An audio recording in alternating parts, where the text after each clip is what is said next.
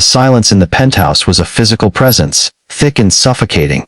Yuki Tanaka stood before the floor-to-ceiling windows. The glittering tapestry of Tokyo sprawled beneath her like a fallen galaxy. It was a view she had earned, a kingdom she had built from sheer will and sleepless nights. But tonight, the neon lights blurred into meaningless smears of color. In her hand, she clutched a single, faded origami crane, its paper thin and soft from years of touch. Her husband, Kenji, her partner for 25 years, her confidant, was gone. Not dead, but worse. He had left. The corporate titan, the woman who commanded boardrooms with a whisper, felt the fragile crease of paper and shattered into a million invisible pieces. The tears that fell were not elegant. They were silent, wrenching sobs that stole the air from her lungs. The empire she had built felt like a gilded cage, and she was utterly, completely alone inside it. A week later, Yuki was on a plane to New York. It was a business trip scheduled months in advance, and her pride, a fierce and stubborn beast, refused to let her cancel. Canceling would be an admission that Kenji's absence had fractured her. So, she descended upon the city like a queen in exile, her chainmail suit a suit of armor, her perfectly composed face a mask carved from ice. She moved through meetings and presentations on autopilot, her English crisp and professional, a language she used for transactions and commands. It was a tongue devoid of the soft, nuanced poetry of her heart. Her colleagues, both Japanese and American, treated her with a familiar deference laced with wariness. They saw the millionaire mogul, the dragon lady of tech, as a particularly vulgar tabloid had once called her. They did not see the woman who, every night in her sterile hotel suite, unfolded and refolded that little paper crane until her fingers ached. The final evening featured a lavish dinner at an exclusive, minimalist restaurant, all concrete and steel. It was a gathering of international partners. Yuki sat at the head of the table, a silent monument to her own success. The conversation swirled around her in English, a river of words she could navigate but in which she no longer wished to swim. They spoke of market fluctuations and merger acquisitions. They laughed at jokes that felt hollow. Every clink of fine china, every burst of polite laughter, felt like a needle pressing into her skin. She was an island in a sea of noise, surrounded by people yet profoundly isolated. A young American executive, eager to impress, turned to her. "Ms. Tanaka, your insights on the Asian market are unparalleled. You must be so proud of what you've built." The Yuki offered a microscopic nod, her eyes distant. "I built it with him," she thought. "The foundation was our dreams. The walls were our shared laughter. Now it is just empty rooms." She replied in a monotone. The data speaks for itself. The conversation died at her feet. She tried once, a fragile attempt to bridge the chasm. She spoke in Japanese to her second-in-command Mr. Sato, of a memory. A small izakaya where she and Kenji had celebrated their first contract. "Remember the taste of the yakitori and the cold beer?" she asked, her voice softening for the first time all evening. Mr. Sato blinked, glanced nervously at the non-Japanese speakers, and gave a hurried, dismissive nod. Yes, a successful night," he said in English, quickly steering the talk back to quarterly reports.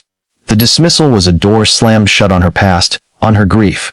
She retreated further into herself, the mask of ice hardening.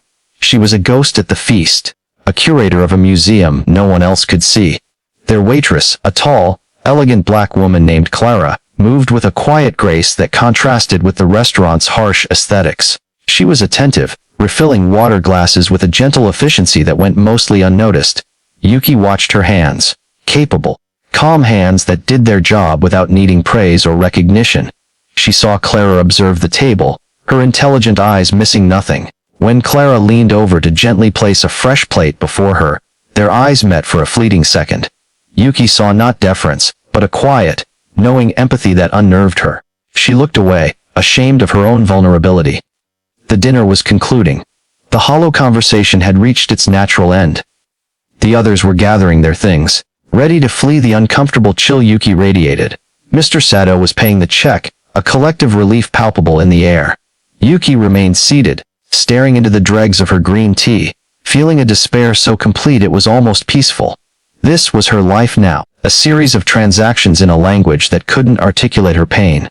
As Clara presented the leather bill folder to Mr. Sato, she did not immediately retreat. Instead, she paused. She looked directly at Yuki, who was lost in a memory of Kenji teaching her how to fold that first crane, his hands guiding hers.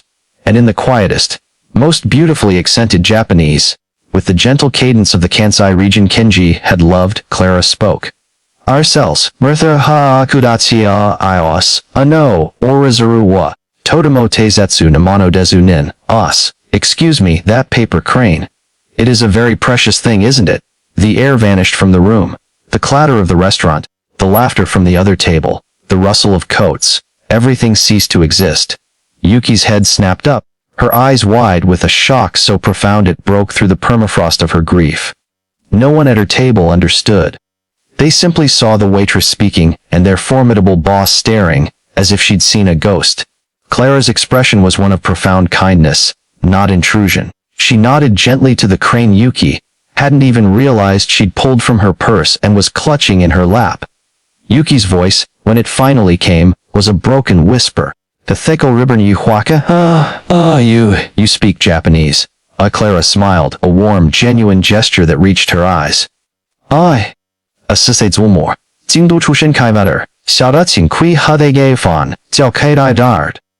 Zulmo Hoa Situ Fei Xin. Yi Fanshin Gan Lao Cao Suodie. Sinalan Onad. In Edersauer a Hai. Watashi no Sobo Wakao to Shushin Dishida. Chusai Koro Yoku Suru no Orikata Oashit Kuramashita Sobo wa. Suru wa Watashitachi no Kokoro ge Ichiban Fukaku Kanjuru Basho ni Shiridit Kururu Toride to Itamashita. Sas, yes, my grandmother was from Kyoto. When I was little, she often taught me how to fold cranes. She said the crane is a bird that carries us to the place where our hearts feel the deepest. Something in Yuki broke open. A dam of isolation, held back for weeks, gave way. Tears, hot and unresisted, streamed down her perfectly composed cheeks. There was no attempt to hide them. In her native tongue, spoken by this unexpected stranger, she found a port in her endless storm. Abiatus of Udelu Yuki whispered. The confession torn from her soul.